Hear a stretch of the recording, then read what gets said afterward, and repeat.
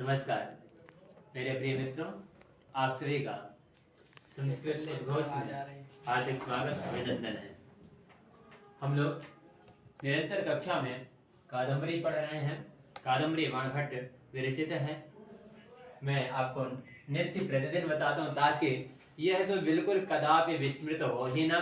और इसके नायक कौन है? चंद्रापेड़ है। चंद्रापेड़ के पिता तारापेड़ राजा हैं। कादम्बरी इसकी नायिका हैं। ठीक है। और अब हम लोग चल रहे हैं, मैंने आपको जो है मंगलाचरण बताया था। मंगलाचरण में अभी हम लोग आज ही बाणभट्ट के वंश की महत्ता समझेंगे, इनका वंश कैसा रहा है। लेकिन इससे पूर्व कल का विषय था, थोड़ी शायद जो है आवाज नहीं पहुंच रही थी किसी कारणवश। इलेक्ट्रिक संसाधन उपकरण में थोड़ी बाधाएं कुछ ऐसी उत्पन्न हुई थी, लेकिन फिर भी मैं आपको एक बार पुनः बताता हूं और इसके बाद हम लोग पढ़ेंगे वंश परंपरा। ठीक है। यहाँ पे 8वें श्लोक पे आया है स्फुरत कला लाभ। यह कथा का महत्व बताया जा रहा है। ठीक है। कथा महत्व अर्थात मैंने आपको बताया था कथा कल्पना की गई है। बाणभट्ट जी ने इस कथा को पूर्ण, यह कल्पित है, किसी पर निर्धारित नहीं है। ठीक है। अब फिर इसके यदि कह दें कि ये किस ग्रंथ से जो है इसका लिया गया, तो ये जो है जरूर विषय बनता है। ठीक है। और इन्होंने आख्यायिका जो लिखे हैं वो जो है किसी व्यक्ति पर निर्धारित है। इस पर मैं पूर्ण पहले वीडियो बना चुका हूं, उसको देख लीजिएगा। ठीक है। तो हम लोग चलते हैं 8वें श्लोक पे। कथा महत्व। कथा किस प्रकार व्यक्ति को आकर्षित करती है। तो इन्होंने कहा स्फुरत कला लाभ विलास कोमला करोति राग हृदय कौतुकाधिकम। क्या कहा गया? स्फुरत कला लाभ विलास कोमला, अर्थात स्फुरत यानी विशेष प्रकार की कला कलाप करने से, क्रियाकलाप करने तथा राग करने से, विशेष प्रकार की जब आप क्रियाकलाप और राग करते हैं, सुंदर स्वर निकालते हैं, तो क्या होता है? आपका हृदय कैसा हो जाता है? कोमल तथा कौतुकाधिक। उसको सुनने के लिए, उसको जानने के लिए, उसके लिए लालायित हो जाता है। कौतुकाधिक, कौतुक अर्थात लालायित हो जाना, उसके प्रति और भी आगे प्रबल इच्छा जिसे कहते हैं वह हो जाती। कैसे? इन्होंने कहा रसेन सय्याम स्वमभ्युपागता कथा जनस्य अभिनव वधूरिव। कैसे? तो इन्होंने कहा वधूरिव, जिस प्रकार एक वधू नई स्त्री का आगमन हो रहा हो। कैसे? कहां पे? तो सय्याम स्वमभ्युपागता, स्वयं से चल करके आई हो। जैसे कोई नई स्त्री है ना, या जैसे नई वधू होती है जो विवाह करके आती है और वह सैया पर, ठीक है, सैया पर स्वयं से चल करके आई हो। और फिर क्या है? वह कैसे विशेष प्रकार की जो क्रियाकलाप करती है, उससे क्या होता है? तो जो है व्यक्ति का जो पुरुष होता है, तो वह विलास के लिए क्या होता है? विलास के लिए उसकी इच्छाएं प्रबल होती है। कैसे? जब वह स्त्री विशेष प्रकार की क्रियाकलाप राग जब बोलती है ना जो है, तो जो है उससे प्रभावित होता है पुरुष, और वह विलास के लिए, रति के लिए प्रबल इच्छा बनाता है, उसकी उत्तेजना देखती है। उसी प्रकार इन्होंने कहा कि संयम स्वमभ्य कथा जनस्य अभिनव वधूरिवा। और कथा में भी वही चीज है। जब कथा में विशेष प्रकार का क्रियाकलाप किया जाता है, राग डाला जाता है, नए पदार्थों का चयन किया जाता है, रस छंद जब उसमें डाले जाते हैं, तो क्या होता है? कथा उसको अपनी ओर आकर्षित करती है। ठीक है। इस पूरे क्रियाकलाप से समझ में आया ना, जो है जिस प्रकार स्त्री क्रियाकलाप करते हैं उसी प्रकार ये जो कथा में जो है, आगे के श्लोक में जब आप जाएंगे तो यहाँ पे कहता है पदार्थ ही रूपपादिता, अर्थात और क्या कहता है? निरंतर श्लेष घना। ठीक है। तो ये अगले श्लोक में स्पष्ट हो जाएगा कि ये चीजें जब डाली जाती हैं कथा में, विशेष प्रकार की, ये क्या है? श्लेष की महत्ता देना। ठीक है। विशेष प्रकार के पदार्थों को डाल देना कथा में, तो यह क्या है? विशेष प्रकार की क्रियाकलाप हो जाती है।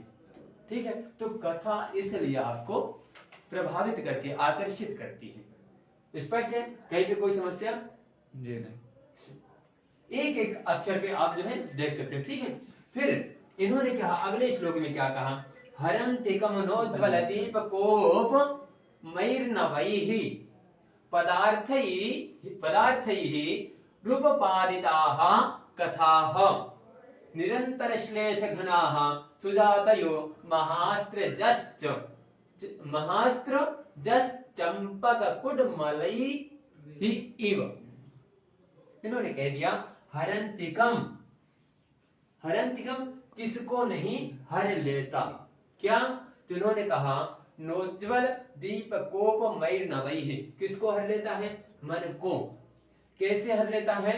तो इन्होंने कहा नोज्ज्वल यानी कि जो नए दीपक जलाए जा रहे हैं, ठीक है, नए दीपक, नोज्ज्वल का अभिप्राय समझ रहे हैं ना, नए दीपक जो जल रहे हैं, जिससे नए दीपकों से कोई जगह स्थान को सजा दिया जाए, किसी मंदिर को, देवालय को सजा दिया जाए, किसी भी स्थान को नए दीपक जब आप रख करके सजाते हैं तो क्या होता है?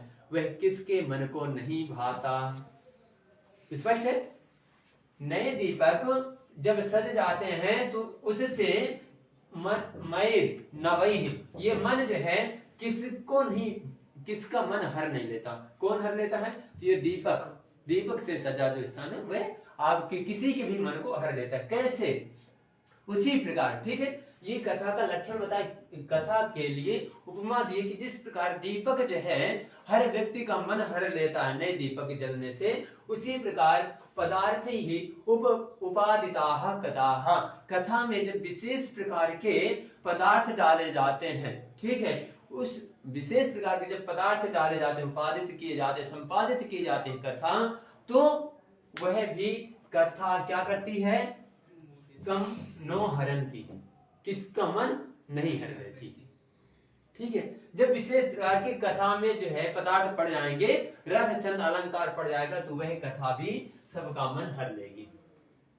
होता है। अगले में क्या कहा?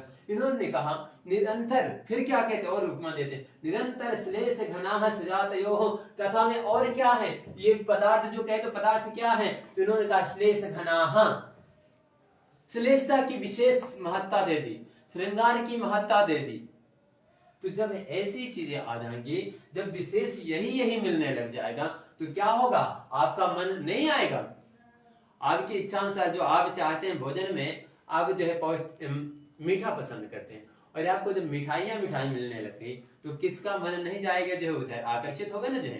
तो उसी प्रकार कथा में जब श्लेष की निरंतरता हो गई, घना हो गया, लगातार वही पढ़ रहा, ठीक है, और क्या है? इतना ही नहीं, कथा में इतना ही नहीं, तो फिर क्या कहते हैं? और क्या है? सुजातयो, सुंदर जाति वाले। अब यहाँ पे उपमा क्या देते हैं कि कैसे, क्या उपमा दी? तो कहते हैं महास्त्रिजस चंपक कुडमलैः इव, जिस प्रकार चंपा, पुष्पों में चंपा का नाम जाना जाता है, कितना सुंदर पुष्प होता है, ठीक है, और जब उसकी पंखुड़ियां खिलती हैं तो और भी वह सुंदर लगता है ना। और यहाँ पे इन्होंने कहा नोज्ज्वल, तो नए जो है, ठीक है, यह सुंदर जाति वाले चंपा के जो पुष्प हैं, जब वह खिलते हैं और जब वह खिल जाते हैं, उनको तोड़ करके एक माला महासृजस गूंथ दीजिए, तो क्या होगा? जब माला बना देंगे तो वह और भी सुंदर हो जाता है। ठीक है, तो उसी प्रकार जब यहाँ पे क्या किया गया है कि श्लेष घनाः, श्लेष इत्यादि जो पदार्थ हैं उनको जो है एक माला में पिरो दिया गया, कथा रूपी माला में जब पिरो दिया गया, तो वह कथा क्या हो गई? लोगों के मन को भाने लग गई। क्या हो गई? लोगों के मन को हरने लग गई। ये जो है कथा की महत्ता होती है। ठीक है, ये जो है मैंने आपको कल भी बताए थे। ठीक है, ये कथा का महत्व, यदि प्रश्न बन जाए कि कथा का महत्व कहाँ पे दिया गया है, किन प्रश्नों में दिया गया है, ठीक है, और यहाँ पे किस प्रकार उपमा दी जाती है, तो विशेष प्रकार से जैसे हम कह सकते हैं कि चंपा का पुष्प है, ठीक है, चंपा का पुष्प जो है मन को भाता है ना, जो है चंपा का पुष्प, पुष्पों में पुष्प कहा जाता है। ठीक है, अब यदि आप कहें कमल है इत्यादि, तो ये जो है थोड़ी सी अलग चीज हो जाती है। ठीक है, परंतु यहाँ चंपा का पुष्प कितना सुंदर होता है, और उसकी जो फूली हुई पंखुड़ियां हैं, और उसको जब आप तोड़ करके एक माला में पिरो देते हैं, माला बना लेते हैं, तो वह और भी सुंदर लगने लग जाता है जब धारण करते हैं। उसी प्रकार कथा में जब श्लेष अलंकार इत्यादि डाले जाते हैं, श्रृंगार रस डाला जाता है, नए नए पदार्थ मिलते हैं, तो वह कथा में जब पिरो दी जाती है तो वह कथा और सुंदर हो जाती है, आकर्षित करती है। अब आगे हम लोग चलते हैं। ये यहाँ पे बाणभट्ट जी ने बताया कि हमारी वंश परंपरा कैसी रही, मैं किस वंश से हूं, ये वंश परंपरा, ठीक है।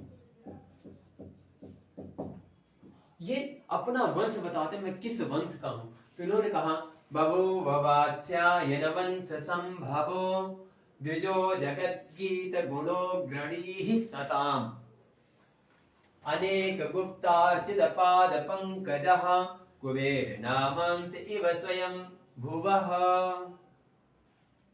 नहीं स्पष्ट हुआ? बभूव वात्स्यायन वंश संभवो, क्या है? बभूव यानी होना, और वात्स्यायन वंश, वात्स्यायन ऋषि के वंश में संभवो हुए, ठीक है। बभूव वात्स्यायन वंश संभवो, और क्या है?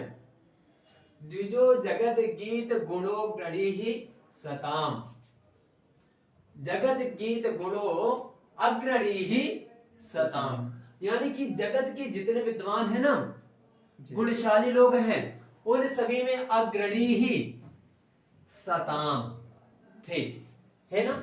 फिर अनेक गुप्तार्चित, मैं अगले श्लोक में बताऊंगा कि किसकी बात कर रहे हैं, किसको इतना महान बता रहे हैं, ठीक है।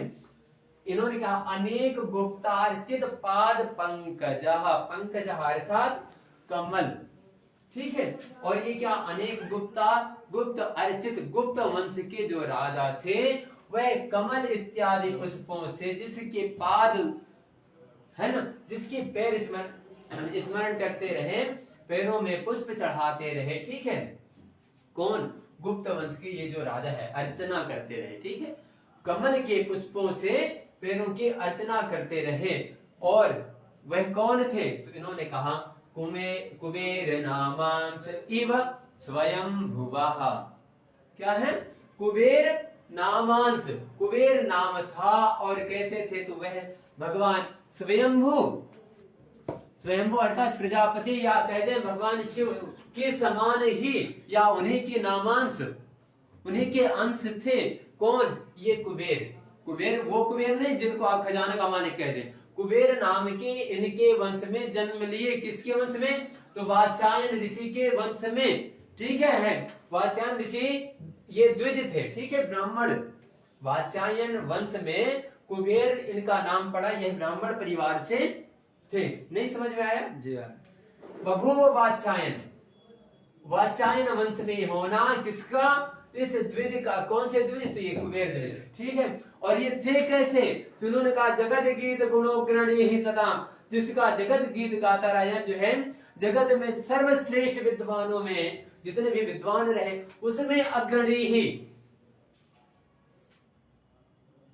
है ना, उसमें अग्र जो अग्रगण्य आया ना, जो है वहां पे कहा गया है, हनुमान जी के लिए कहां पे आया? अतुलित बलधामम हेम शैलावदेहम धनु जवन कृशानुम ज्ञानिनामाग्र। तो ज्ञानियों में अग्रगण्य, यहाँ पे या तो कहा गया कि हनुमान जी जो है ज्ञानियों में अग्रगण्य थे, ठीक है। लेकिन और यहाँ भी जो है बाणभट्ट कहते हैं कि हमारे जो पूर्वज है ना कुबेर, वो भी जो है ज्ञानियों में अग्रगण्य है।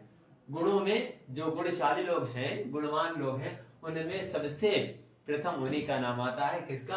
ये कुबेर। और थे कैसे? तो इन्होंने कहा स्वयंभू अर्थात प्रजापति या भगवान शिव के ही अंश थे, अंश के जैसे इव, है ना, अंश थे नहीं, अंश के जैसे थे, इव कह दिया, ठीक है। और क्या था उनकी विशेषताएं क्या थी? तो अनेक गुप्तार्चित पाद पंकजः, अनेक गुप्त वंशीय राजाओं ने क्या किया? अर्चना की। किससे? पंकजः अर्थात कमल से, पैरों की, पाद की। ऐसे राजा, ऐसे कौन है? ये कुबेर है। बाणभट्ट अपने पूर्वज का नाम बताए हैं, ठीक है। विकास जी आपको जाना है, मुझे लगता है, या तो कहें तो आगे कक्षा चले, या तो हम लोग संपन्न करते हैं, ठीक है। तो आज हम लोग ये जो है श्लोक पढ़े, कल मैं आपको कादम्बरी या बाणभट्ट के वंश को मैं और भी विशेषताएं बताऊंगा, और इसी के साथ हम लोग आज की कक्षा संपन्न करते हैं। और मैं मनीष जी का बहुत बहुत आभार व्यक्त करता हूँ। ये हमारे कैमरा तथा एडिटिंग का कार्य देख रहे हैं, इसके लिए आपका आभार। और आप स्वयं कक्षा में उपस्थित भी रहते हैं निरंतर। ठीक है, धन्यवाद। महादेव।